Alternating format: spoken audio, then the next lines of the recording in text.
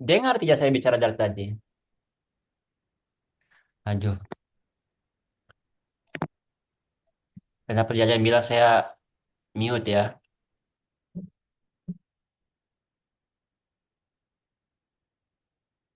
Oke, Assalamualaikum warahmatullahi wabarakatuh dan selamat pagi semuanya. Hari ini kita mulai presentasinya untuk introduksi logistik kelompok 2 dan 4 ya. Saya terima 2 dan 4 dan 5. Jadi 3 kelompok dari 6 kelompok. Jadi kita cari 2 kelompok yang mau naik. Jadi saya mau 2 dan 4 untuk siap. Teknisnya sama seperti kemarin, saya akan bantu share screen dan kelompoknya akan bisa langsung presentasi. 10 menit kelompok 2, 10 menit kelompok keempat, lalu 10 menit dan jawab.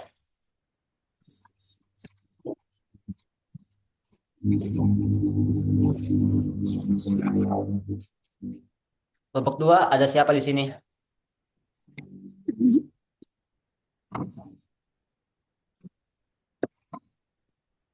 Kelompok 2 ada siapa di sini? Natasha Tumada. Oke, Beatrice. jadi Tasya yang ini ya. Patrick di mana? Pengguna Zoom itu? Atau? Ya,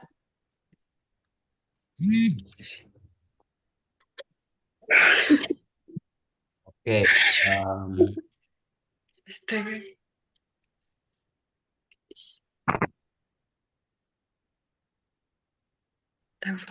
play between language and cognition kan? Iya, share.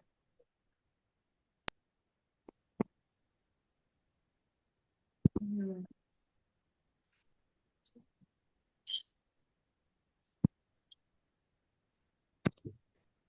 Oke, time and screen is yours. Mulai.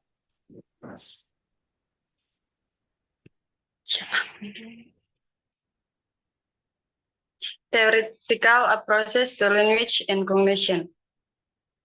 Exploring the connection between language and cognitive process. Cognitive linguistic explores how language reflects the shapes cognitive process. Psychologistic studies the psychologistic factor enabling language acquisition and comprehension. Neurologistic investigates neurological mechanism underlying language processing in the brain.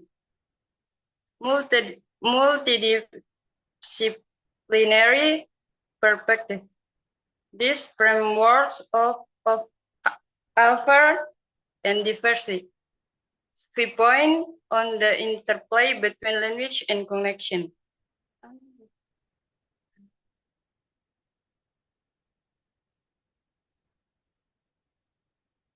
Text of language exhaustion and over 5 and of language development. One, prelinguistic stack, bubbling and cooing in infants mark the beginning of language development. Two, one word stage. At this stage, children are single words to convey entire talks. Three, two word stage. Children begin forming simple sentences, such as one cookie. Four, complex sentence development process to the ask of full grammar and complex sentence structure. Five, cognitive development link. Language acquisition is closely tied to cognitive. Milestone like Pigeon's text.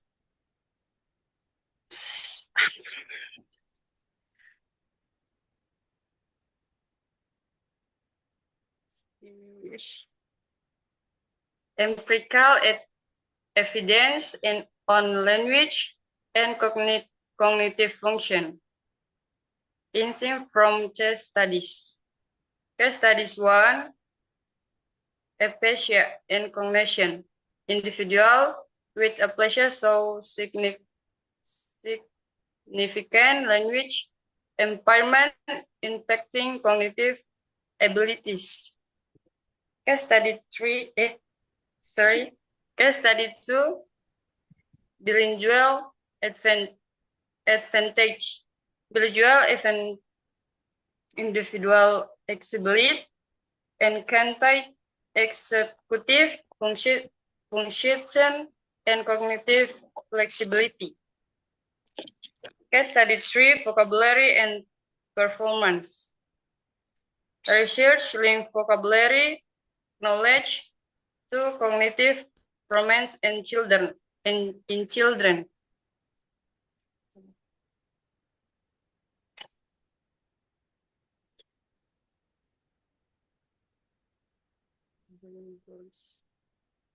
Bilingualism and its cognitive impact. Exploring the cognitive advance and challenge. Cognitive benefits of bilingualism. Bilingualism enhances problem-solving skills, executive control, and cognitive flexibility. Enhanced problem-solving skill. Bilingual individuals often demonstrate superior problem-solving abilities. Improved executive control function. Bilinguals contribute to better decision-making and task management. Increases cognitive flexibility. Bilinguals show greater adaptability in thinking and creative process. Potential challenge. Bilingual individuals may face language interference and code switching. Research insight study revealed bilinguals outperform monolinguals in multitasking and attention control.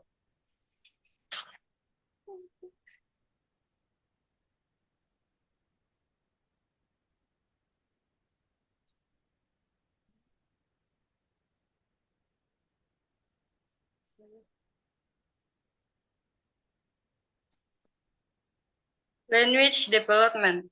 Effective language, interesting and enhances cognitive skills.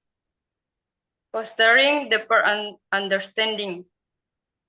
Visual education. Incorporating multiple language promotes cognitive growth and cultural awareness among students.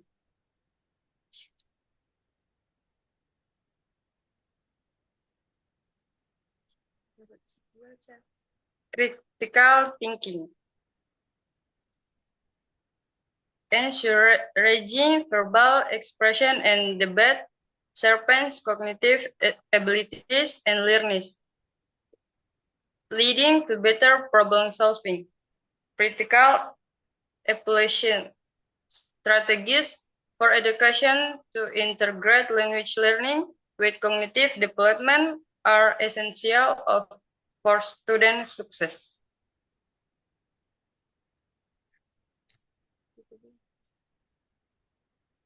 Key insight on language and cognition. Understanding the interplay. Language play a critical role. Language significantly influences our cognition and shapes how we think and understand understand the world. Interplay supported by theories. Various theories and empirical evidence highlight the integrated relationship between language and cognitive process. Future research opportunities.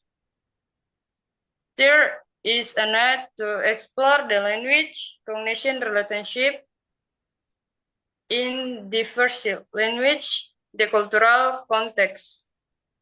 Inflection for multiples. Understanding this interplay can dramatically impact education, psychology, and cognitive science.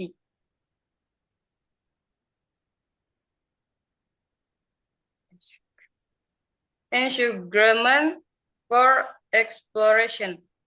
This slide summarizes crucial insight and encourages enjoying exploration of the language cognition relationship. Maybe from me. Okay, thank you for group 2. Now we're moving on to group 4 ya. We will keep the question later for question and answer session. Now group 4, please.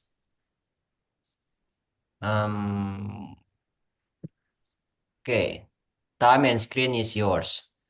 Perwakilan grup 4 siapa di sini? Cynthia? Ya, ya Pak. Ya.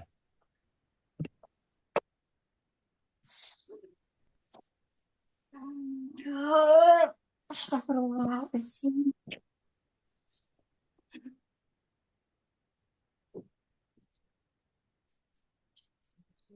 Ayo Cynthia dimulai waktu. Baik Kak. Oke, terima kasih. Langsung saja. The paper assessment about historical linguistics atau sejarah linguistik. Boleh next Pak?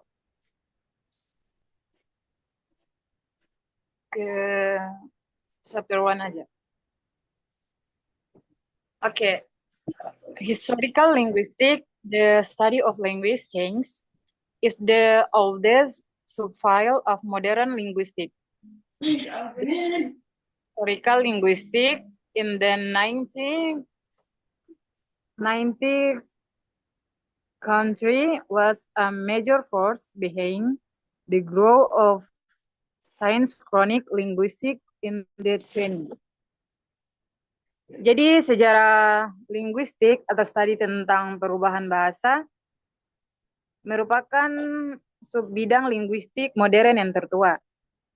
Keberhasilan linguistik pada abad ke-19 ini merupakan kekuatan utama di balik pertumbuhan linguistik sinkronis pada abad ke-21. Next slide. The classical theory. The first historical linguistic notice recurrent correspondence between the sound of phonate word in the early Indo-European language. They explained this by positing historical sound change or sound laws. One of the first sound laws to be discovered was the Germanic consonant shift, which converted early voiceless stop to voiceless fricative. Jadi yang pertama ini ada teori klasik. Ahli bahasa sejarah pertama kali menemukan adanya korespondensi berulang antara bunyi kata serumpun di dalam bahasa Indonesia dan Eropa atau biasa disingkat dengan EA. Mereka menjelaskan dengan mengajukan perubahan bunyi historis atau hukum bunyi.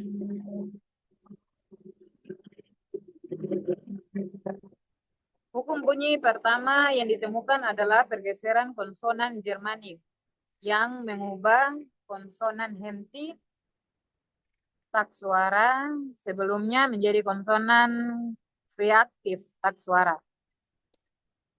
Next ada language and prehistory atau bahasa dan prasejarah. Linguistic linguistic evidence properly interpreted can be an important source of information about the past.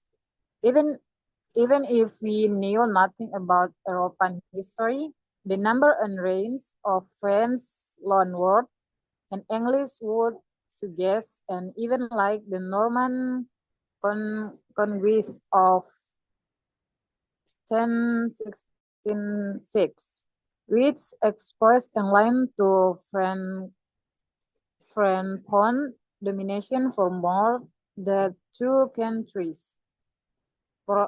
Prologue, prologues, culture contact can similarly be inferred from the borrowed Chinese word in Japanese, the Madleian words Armenian, and the Arabic words in Persian.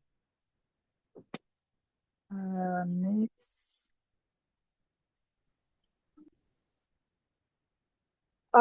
Okay, maybe that's all for me. Materi kami singkat ya. Mungkin itu, Pak. Terima kasih. You still have 5 minutes. Is this really the end of the presentation? Yes. Okay, thank you.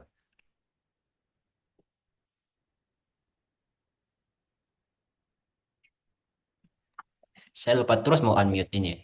Now we can moving on to discussion session ya. We will start with group 2. Kalau ada pertanyaan untuk grup 2 bisa ditanyakan atau mau langsung ke grup 4 juga. Tapi kita sistemnya tanya langsung jawab, tidak pakai tanya, tidak pakai ditahan dulu. Silakan.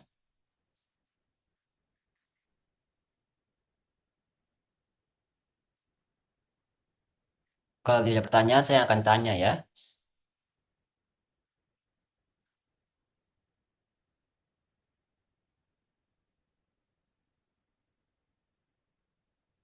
Okay, it seems like there is no questions yet, so I will ask the questions.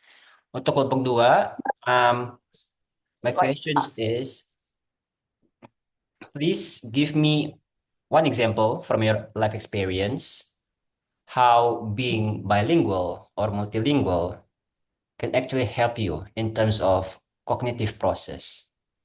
Cognitive process means thinking process, ya kan? So I want a real experience from your life. Manfaatnya itu apa? Menjadi seorang yang bisa bicara dua bahasa maupun lebih dari dua bahasa. Terus manfaatnya yang dikoneksikan dengan proses berpikir. Tadi sudah dijelaskan panjang lebar. Tapi saya mau pengalaman asli nyata dari teman-teman kelompok 2. Ayo, dipersilakan. Hmm,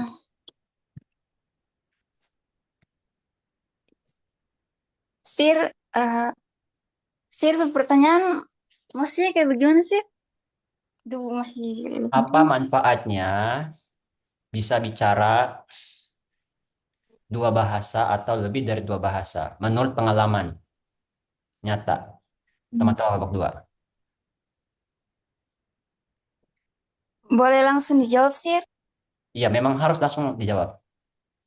Ya, tapi pakai bahasa Indonesia. Berusaha Eh, ya, bisa mix. Ayo, berusaha. Campur-campur lah, ya, ya masalah. Yang penting tiap hari itu harus ada perkembangan. Gimana sih? Iya, langsung jawab saja, ayo. Eh, kalau dari saya sendiri pengalaman bisa menguasai dua bahasa itu salah satunya supaya kita Suaranya lebih pelan mudah sekali. untuk Halo? ya Oke. jaringan.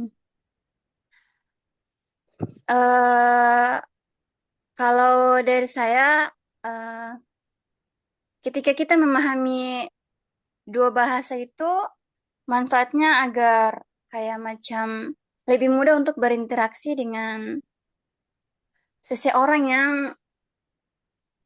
contohnya seperti kayak orang Inggris nih. Ketika kita mampu menguasai bahasa Inggris, otomatis kita lebih mudah untuk berinteraksi dengan lawan bicara yang berasal dari negara lain, contohnya seperti negara Inggris begitu. Jadi manfaatnya sangat sangat sangatlah banyak begitu, Sir.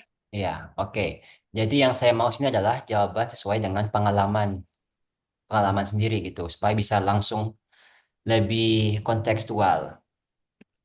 Jadi saat saya bilang lebih dari satu bahasa, bukan berarti cuma bahasa Inggris. Saya juga kayak berbicara bahasa Indonesia dan berbicara bahasa daerah, atau memiliki kemampuan bicara dua bahasa daerah. Contohnya begitu ya. Jadi coba kasih contoh yang betul-betul kontekstual, yang nyata terjadi gitu. Apakah Sari ini pernah ketemu dengan orang Inggris dan bicara? Tidak, Ya, kalau tapi gitu cari kalau pengalaman yang nyata. Ayo. kalau pengalaman yang nyata yang pernah kayak menggunakan bahasa atau menggunakan lebih dari satu bahasa itu Hmm. contohnya seperti bahasa daerah. Nah, saya kan dari Tobelo, otomatis bahasa yang kita anut di lingkungan sekitar kita itu adalah bahasa Tobelo atau bahasa lokal begitu. Mm-mm. Nah, saya dapat manfaat dari bahasa Tobelo ini adalah eh, kita mampu memahami apa yang dikatakan orang tua kita begitu, menggunakan eh, bahasa Tobelo. Karena kalau di Tobelo itu kan kebanyakan orang tua kita menggunakan bahasa daerah begitu. Jadi kalau orang tua kayak macam berada di luar daerah terus orang tua mau bercerita sesuatu yang masalahnya bersifat pribadi, itu mereka menggunakan bahasa Tobelo. Jadi otomatis di luar dari orang Tobelo atau suku Tobelo itu tidak mengerti apa yang kita bicarakan begitu. Jadi kebanyakan orang tua kita itu menggunakan bahasa Tobelo ketika berada di luar daerah. Kalau membicarakan hal-hal yang bersifat pribadi. Jadi di sini saya petik bahwa bahasa itu sangatlah bermanfaat, baik dalam hal privasi maupun dalam hal konteks lainnya begitu, Sir. Oke, baik, terima kasih.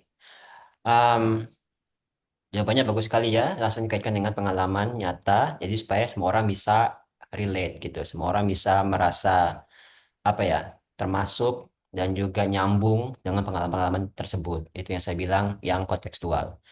Terima kasih penjelasannya. Kemudian untuk kelompok 4, apakah ada pertanyaan untuk kelompok 4?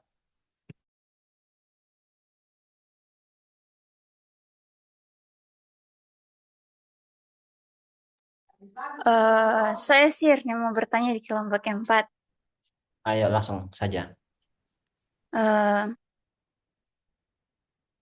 what does sound have to do with language? Apa hubungan bunyi dengan bahasa? Baik, terima kasih pertanyaannya. Langsung kelompok 4 dijawab.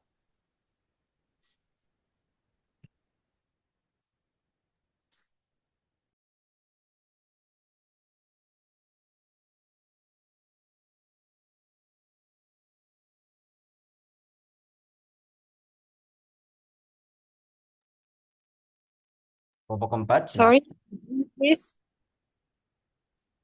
apa hubungannya bahasa dengan bunyi dengan bahasa?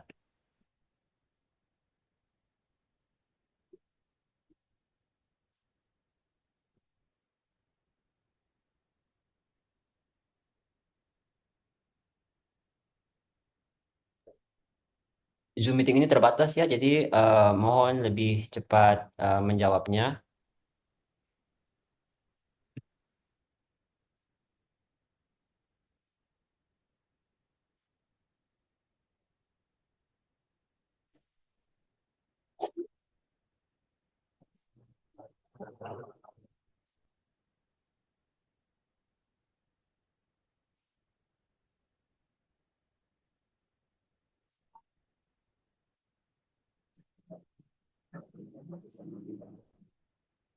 Oke,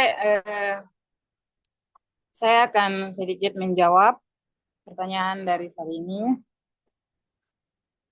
Jadi hubungan bunyi dengan bahasa ialah bunyi adalah salah satu perwujudan bahasa yang dihasilkan oleh alat ucap manusia. Jadi semisalnya kalau tak ada bunyi itu manusia akan dikatakan bisu atau bahasanya tidak dapat ditangkap oleh indera pendengaran begitu. Jadi cuma kayak bentuk kayak ada kayak orang lihat tong berucap tapi tanpa suara begitu. Mungkin sedikit dari saya, Pak. Silakan direspon yang bertanya. Terus kalau jika bahasa itu dihasilkan dari bunyi atau iya kayak begitu, terus bagaimana nanti dengan orang yang bisu yang tidak bisa berbicara begitu?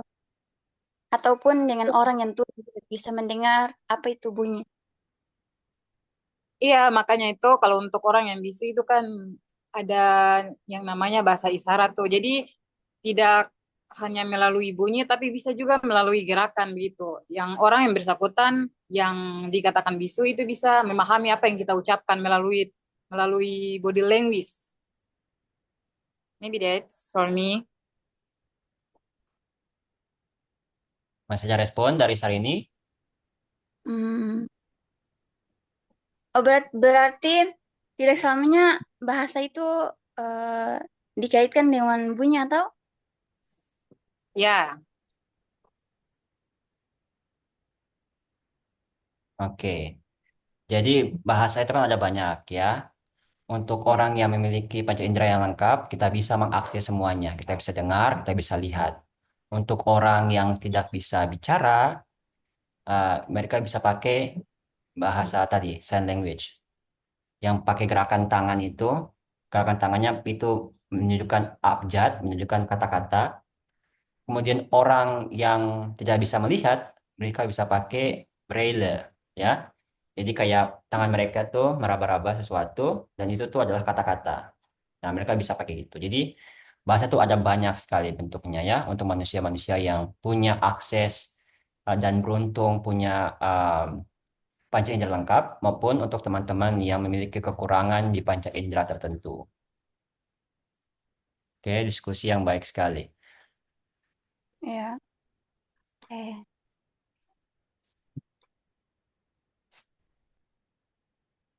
Ada pertanyaan lain? We're running out of time actually. But overall, it's been a really great discussions, even within the range of very limited time we have. Appreciate all the work you have done, submit the assignment on time, and present the topics very well. Thank you so much for doing great job, and I'm looking forward for tomorrow, yeah, for another class. And Yes. there is no more question, and I think that's all for now. That's all for today, and I will see you next time. Assalamualaikum warahmatullahi wabarakatuh. Waalaikumsalam warahmatullahi wabarakatuh. salam. Oh iya, saudara absen. Tidak Ya, terabsen. penutupnya akan absen. Saya tutup dulu kan. Oh. Wait, stop share.